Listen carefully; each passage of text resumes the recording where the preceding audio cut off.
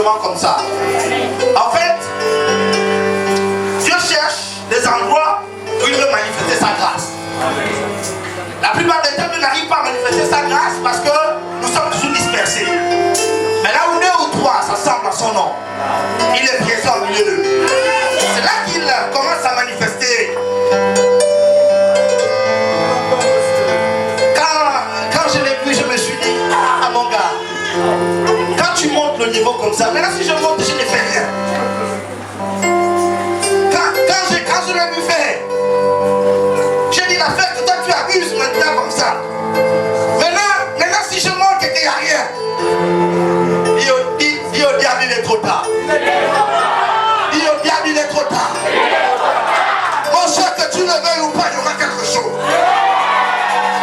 Que tu le veuilles ou pas, il y aura quelque chose. J'ai dit que cela ne dépend pas de toi mais de Dieu. Parce que le ciel a choisi de te bénir. Le ciel a choisi de te délivrer. Et il est important que dans le calendrier de Dieu, des choses se passent. Moi j'ai dit une chose. Dieu ne veut pas des gens qui pleurent, Dieu veut des gens qui parlent. Dieu ne veut pas des gens qui parlent, Dieu veut des gens qui l'adorent. Dieu ne veut pas des gens qui l'adorent, Dieu veut des gens qui le contemplent. Et puis quand nous le contemplons, nous sommes transformés à la même image que lui. Oh, il y a des blés, gâteaux. Alléluia. Alléluia. Je vous dis que le ciel est ouvert.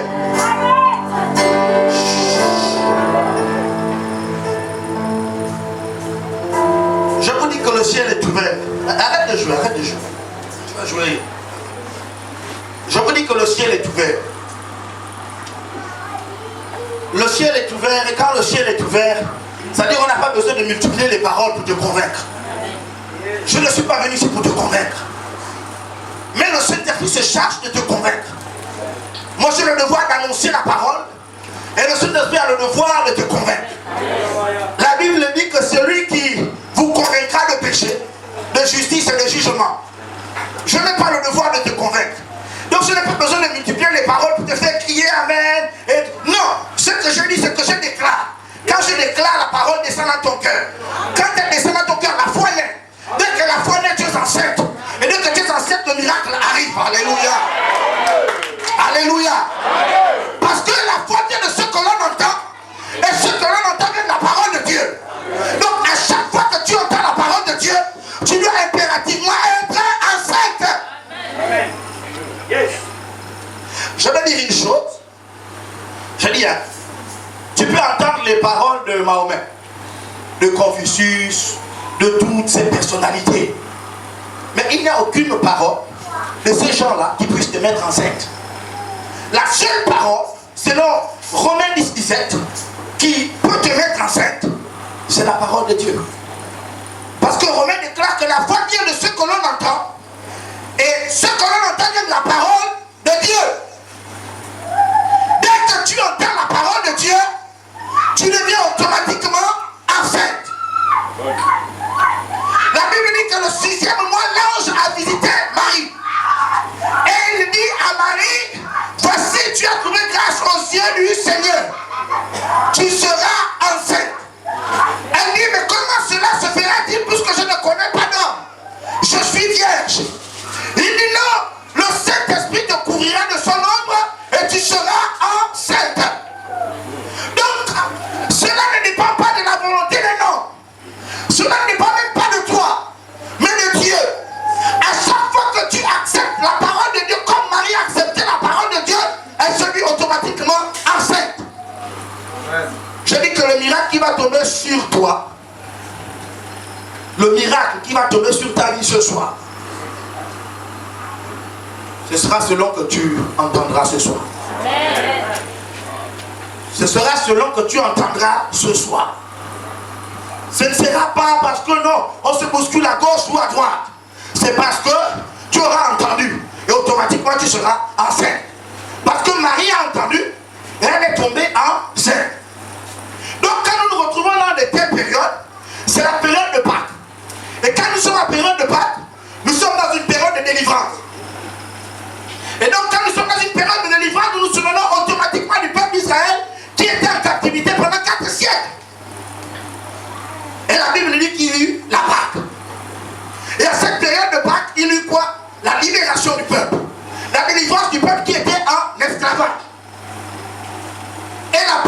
signifie passer outre, passer au-dessus. La Pâque, c'est la mort. Mais non seulement la mort, mais c'est la résurrection de Jésus. Alléluia. Amen. Je voudrais nous plonger dans notre texte de ce soir.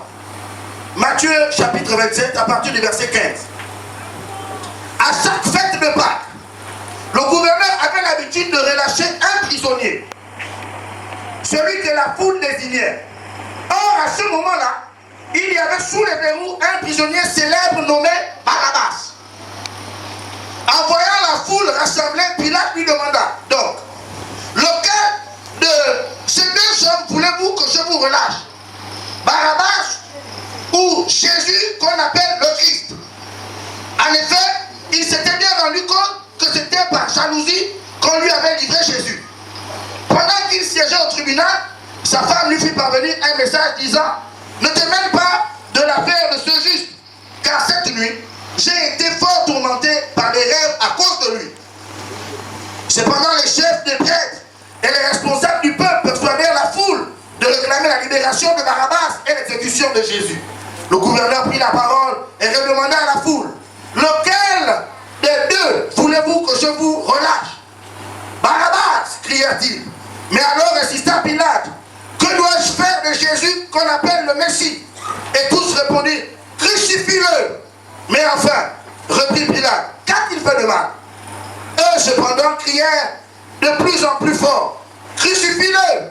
Quand Pilate vit qu'il n'aboutissait à rien, mais qu'au contraire la citation de la foule augmentait, il prit de l'eau et devant la foule se lava les mains en disant: je ne suis pas responsable de la mort de cet homme, cela vous regarde. Et tout le peuple répondit que la responsabilité de sa mort retombe sur nous et sur nos enfants. Alors Pilate leur relâcha Barabbas. Quant à Jésus, après l'avoir fait battre à coups de fouet, il le livra pour qu'on le crucifie. Amen. Amen. Alléluia. Amen. À chaque fête de Pâques, il était important pour le gouverneur romain de libérer un prisonnier. Je crois ici, c'est quoi, en période du 17 août, qu'on relâche souvent les graciers. Et donc, pendant la Pâque, il y avait un homme sous les verrous d'une grande envergure, un bandit de grand chemin qu'on appelait Barabbas. Barabbas signifie fils du Père. Contrairement à ce que les films nous ont montré, on nous a montré que Barabbas, en fait, c'était un homme maudit. Que quand même tu t'appelles Barabbas, il ne faut pas, parce que c'est le mauvais exemple. Mais Barabbas signifie le fils du Père. Et nous sommes tous ici des fils du Très-Haut. Alléluia. Amen. Le psaume 82 déclare que nous sommes de Dieu. Nous sommes tous les fils du Très-Haut. Donc Barabbas c'était le fils du Père. C'est cela que signifie son nom. Mais Barabbas au cours d'une meute avait tué quelqu'un. C'est pour cela que justement il avait été incarcéré. Et il avait été condamné à la peine de mort. Parce que justement quand on te carcérait à cette époque-là, il n'y avait pas d'autre chemin que la potence, que le chemin de la croix. Ce n'est pas Jésus le premier à inaugurer la croix. C'était une tradition romaine. C'était une tradition païenne. Et donc, à chaque fois qu'on devait tuer quelqu'un, on le crucifiait. Donc ce n'est pas Jésus qui a inauguré le premier, la mort par la croix. C'était une pratique courante. Et donc à cette période, il y avait cet homme-là qui avait commis beaucoup de frasques et qui était tombé justement sous les verrous de Rome. Bien-aimé, je voudrais que tu comprennes quelle est l'importance de cet échange qu'il y a eu ce jour-là en présence du gouverneur romain. Je voudrais que tu comprennes quelle est la place justement de cet échange. La place qu'occupe justement Jésus autour de Barabbas. Parce que les gens, ce que les gens étaient en train d'ovationner, c'était un homme cruel. C'était un homme qui avait commis beaucoup de vices.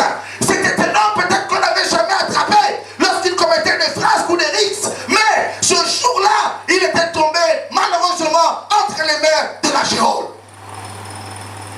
Barabbas n'est pas loin de toi. Barabbas n'est pas loin de moi. Même si nous sommes dans l'église, et si nous ne sommes pas, c'est encore pire. Parce qu'il nous est arrivé à un moment donné dans notre vie de commettre une action irréparable, de commettre quelque chose qui nous tourmente. Et quand nous prions, il nous arrive de prier parfois un mois pour ce sujet, un mois pour cette mauvaise action, ou un an comme David après la mort de Uri. Mais oui, parce que nous ne sommes pas loin de Barabbas. Nous sommes quelque part tous Barabbas. Et nous avons été condamnés. Et nous avons été enfermés quelque part dans une pièce. Et il n'y avait qu'une seule chose pour nous remettre en liberté. L'échange avec le Christ. Tout a été bloqué. Ce n'est pas la faute de ton père. Mais c'est à cause de tes multiples avortements que ton ventre s'est fermé. Ce n'est pas à cause justement de ton éducation. Mais c'est à cause du manque d'information. Sais-tu que à force d'enlever les enfants aussi, tu participes justement à un génocide qui fait en sorte que le ciel se ferme et puis se fermer tes entrailles? C'est la faute à papa. Ce n'est pas la faute à papa.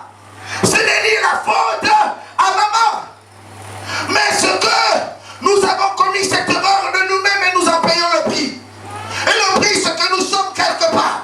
Et nous sommes bloqués, plus rien n'avance et plus rien ne bouge. Parce que quand les autres étaient en train de se démêler, pour pouvoir faire des efforts, pour pouvoir aller à l'école, nous étions en train de faire autre chose. Nous étions en train de faire autre chose que travailler dur. Pendant que les autres ne dormaient pas, pendant que les autres passaient le temps à travailler, aller serrer des groupes de travail, nous étions en train de faire autre chose. Et moi je dis qu'aujourd'hui, ils occupent des postes importants.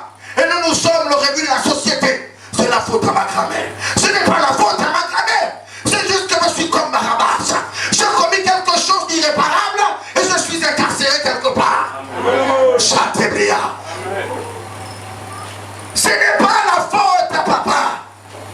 Ce n'est pas la faute à tonton. C'est le manque d'information. La Bible dit que mon peuple meurt parce qu'il ne connaît pas. Si tu ne connais pas, tu vas impérativement mourir. Je ne sais pas ce qui t'a embrigadé depuis toutes ces années. Je ne sais pas ce qui t'a tué. C'est parce que certainement tu allais de relation en relation. Et que justement ces relations n'ont pas marché, que les portes du mariage te sont fermées. C'est justement parce que tu n'arrives pas à supporter une relation que les portes du mariage te sont fermées. Tu as allé te garer quelque part dans une prison. Tu es un Barabbas. Tu es un Barabbas. Ce n'est pas parce que justement tu as refusé de suivre les autres, mais c'est parce que tu t'es entêté à faire des choses que la société condamne, que tu as été justement martelé, tu as été marqué au fer rouge. On te reconnaît comme étant le chanvreux du coin, comme étant le voleur du coin. On reconnaît que tu es un bandit, tu n'es pas quelqu'un de confiance. Quand tu arrives dans une maison, tout le monde se met au garde à vous, tout le monde t'inspecte pour ne pas que tu rentres dans la pièce interdite pour aller toucher ce qu'il ne faut pas. Tu es en prison, tu es un Barabbas. Le ciel est fermé et il n'y a aucune faveur pour toi. Mais à cette période, Pascal parut injuste. Un homme qui n'avait rien fait. Et justement, cet homme a été opposé à toi et à moi. Cet homme s'est présenté pour défendre ma cause et défendre ta cause. Parce que ce n'est pas l'eau d'une ganga qui peut te délivrer. Ce n'est pas les mains de Maboucha ou de Salano qui peuvent te délivrer. Mais c'est la puissance de la mort de Jésus. C'est par sa mort que nous avons la vie. Et c'est Jésus est d'actualité. C'est Jésus est vivant. C'est le Dieu de l'Église. Et c'est Jésus dont il est question ce soir. Il n'y a pas de miracle sans la personne centrale de la Bible, le Christ.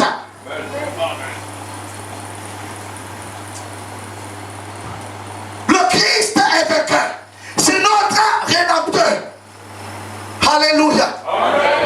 La Bible dit qu'il a reçu le nom au-dessus de tout nom, à la mention duquel tout genou fléchit. Là-haut dans le ciel, ici sur la terre et dans les lieux plus bas de la terre. À la mention de ce nom, les sorciers fléchissent. À la mention de ce nom, le sida fléchit. À la mention de ce nom, fléchit. À la mention de ce nom, l'échec fléchit. Toutes choses fléchissent. Quelqu'un m'entend? Alors il va falloir faire un choix. Et l'on demande au peuple qui voulez-vous que l'on relâche entre ces deux hommes?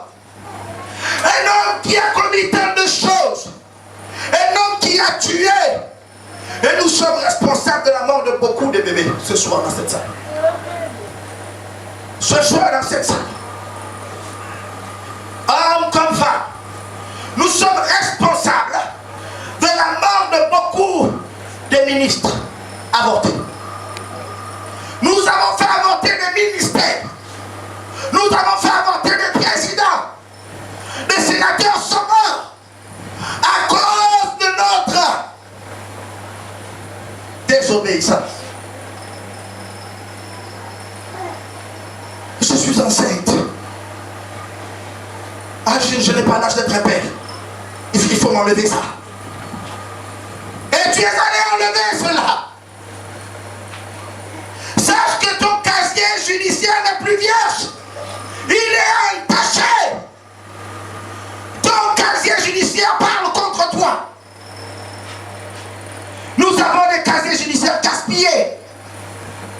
Et les choses ne marchent pas pour nous. Parce que justement, il y a quelque part le ciel qui est fermé. Il n'y a pas réparation. Il faut qu'il y ait réparation. Mais comment faire pour résoudre le problème? Un problème qui perdure. Comment faire? Comment faire? Comment faire? Pourquoi nous sommes sur le coup de la malédiction? Parce que nous ne sommes pas innocents. Parce que justement nous avons ouvert des portes qui ont fait en sorte qu'on puisse nous atteindre. Nous avons été condamnés. Et nous avons été touchés par l'autre.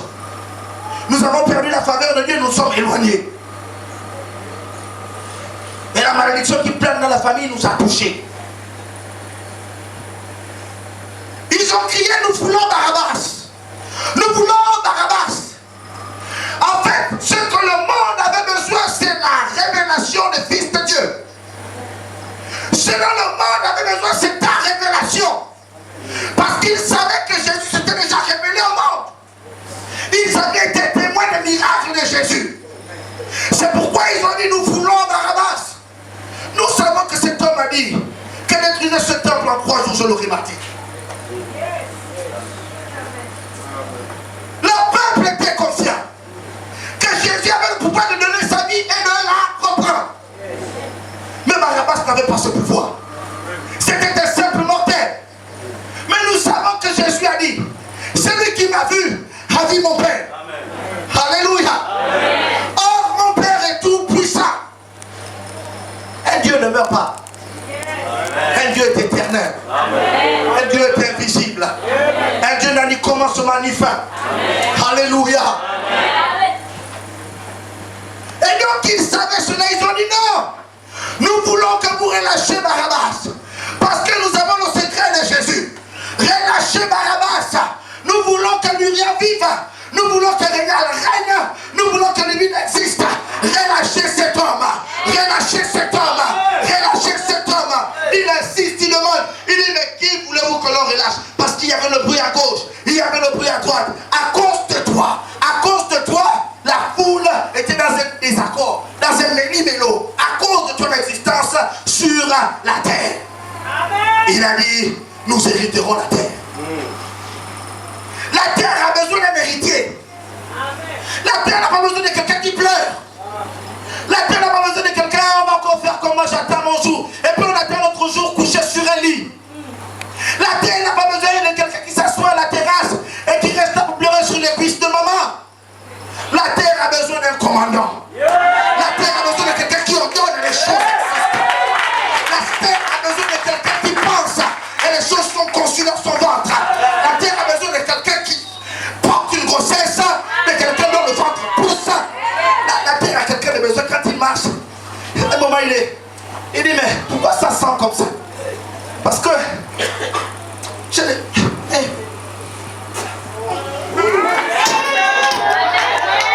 terre a besoin de quelqu'un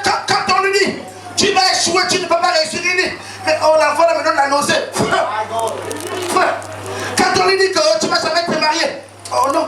Amen. La terre a besoin de quelqu'un qui porte un mariage dans son sein. La terre a besoin de quelqu'un qui porte une promotion dans son sein. La terre a besoin de quelqu'un qui ouvre le ciel. La terre n'a pas besoin de quelqu'un qui pleure. La terre a besoin de quelqu'un qui dit, je sens que là l'accouchement est proche. Préparez-toi, allez payer l'autre chose. Allez payer l'autre. Oh, je m'en mets au dos. Oh, la terre a besoin de quelqu'un qui porte le poids de son miracle. La terre a besoin de quelqu'un qui porte le poids de son miracle. La terre a besoin de quelqu'un qui porte le poids de son miracle.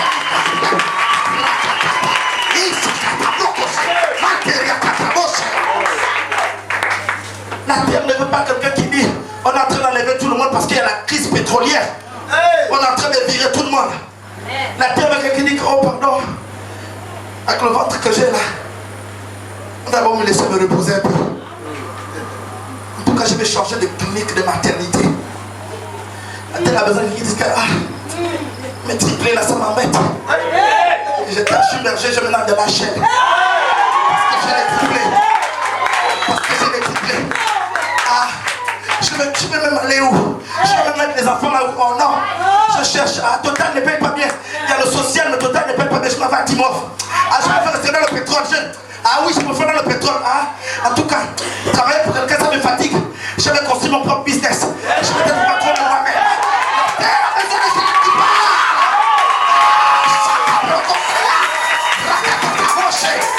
La terre a besoin de quelqu'un qui influence les temps et les circonstances. La terre a besoin de quelqu'un qui dit, oh madame, c'est encore un garçon. Non, c'est une fille docteur.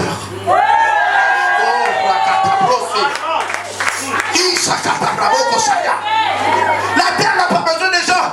J'attends en tout cas quand papa va mourir. Nous sommes 4 ans à se partager ça. Non. La terre a besoin d'un commandant. La terre a besoin d'un commandant. La terre a besoin d'un commandant. De quelqu'un qui donne la direction. Quand on lui dit que c'est sexe masculin, il dit non, c'est une fille. Parce que Dieu est capable d'intervertir les sexes. Dieu change les temps et les circonstances.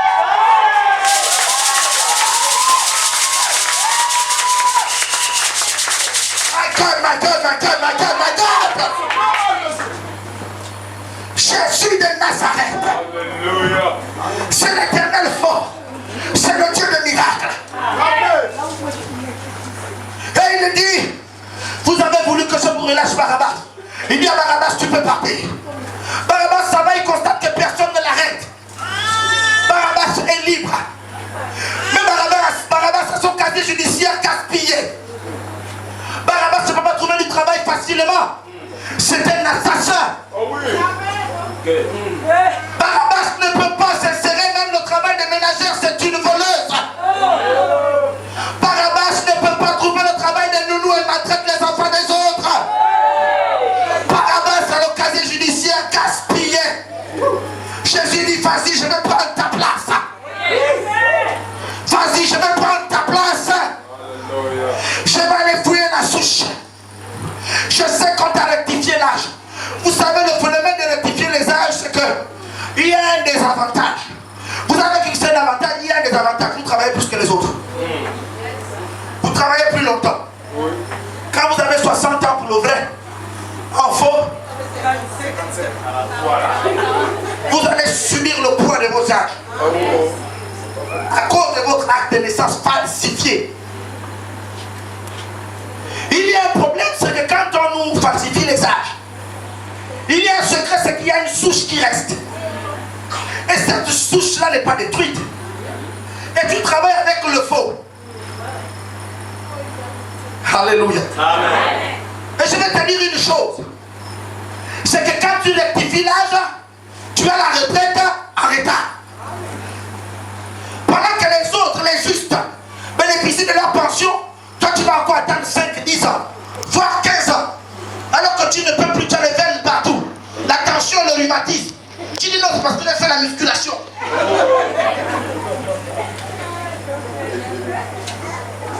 Le problème, c'est que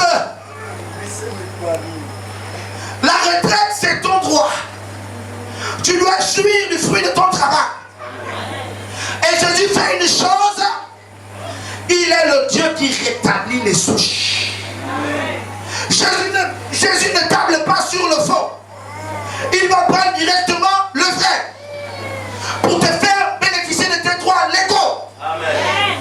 Pour que tu rentres en retraite dans les temps. Pour que tu n'aies pas à souffrir du rhumatisme ou de maux de pied et de beaucoup de choses.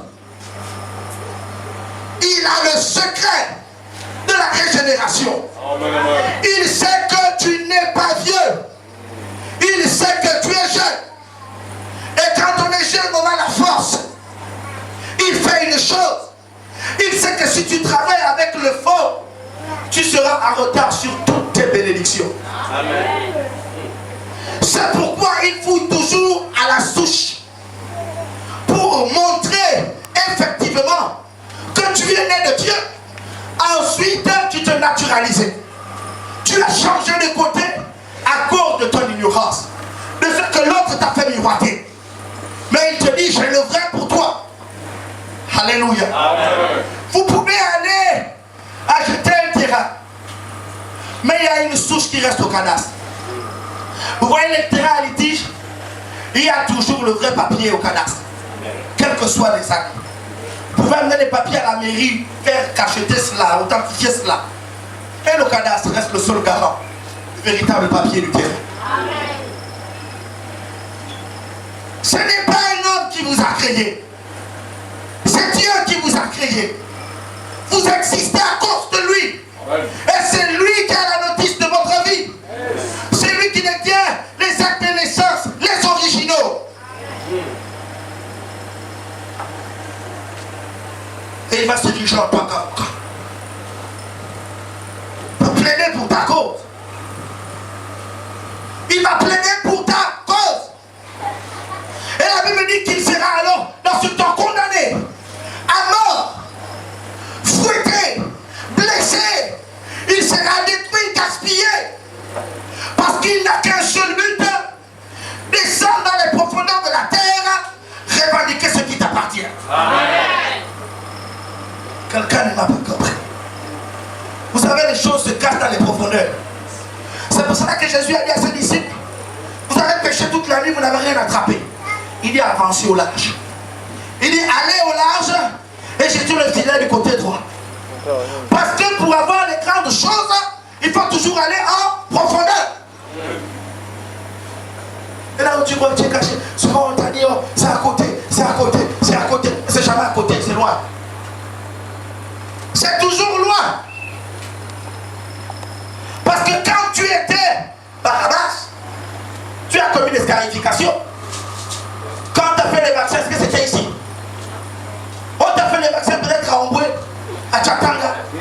On t'a fait les vaccins pour te protéger, les vaccins, mais tu es en train de tisser un pacte avec le diable. Et aujourd'hui, tu es secoué par les maris de nuit, par les femmes de nuit. Mais parce que pendant qu'on était en train de faire les vaccins, les scarifications, tu étais en train de justement officialiser ton mariage avec un esprit. Un esprit tierce que tu ne connais même pas. Et c'est cet esprit aujourd'hui qui revendique justement ses droits. Parce que cela se fait de manière légale. Quelqu'un m'entend? Amen. Quelqu'un m'entend? Alléluia. Amen. Bien-aimé, le mystère de la Pâque, c'est quelque chose d'important.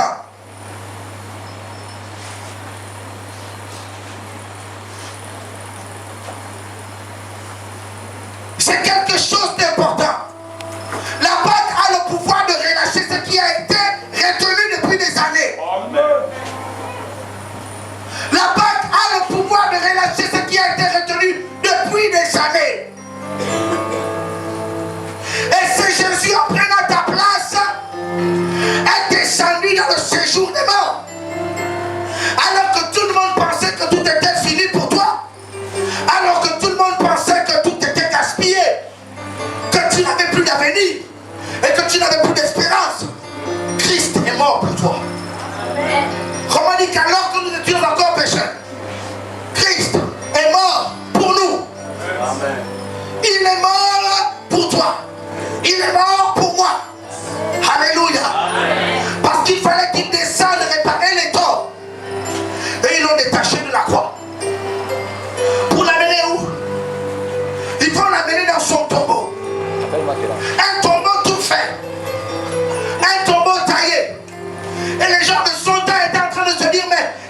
a accepté de mourir à la place des hommes, comment il accepte d'aller dans le tombeau? Et le tombeau est taillé, on sait que le tombeau est fait pour condamner ceux qui ont perdu la vie. Alléluia. Amen. Et la Bible dit qu'il va descendre dans le tombeau. Et quand il descendra dans le tombeau, la Bible dit que Jésus, il a été plongé dans ce tombeau. La Bible dit qu'il est resté allongé 3 jours durant. Oh, chantez prière. Et les gens étaient en train de pleurer et de se lamenter. Ils étaient en train de dire c'est fini pour Rénal. Ils disaient que c'est fini pour Yannick. Parce que Jésus-Christ ne reviendra pas parmi les morts. Ils ont assisté un jour. Jésus est resté silencieux. Mais Jésus était en train de traiter justement avec la cour de justice. Et il était en train de demander tes papiers. 2 jours, il y avait le silence. Et tout le monde constatait que c'était fini. Et la terre était en train de se réjouir. La terre était en train de se réjouir. La terre était en train de se réjouir. Et il y avait le silence.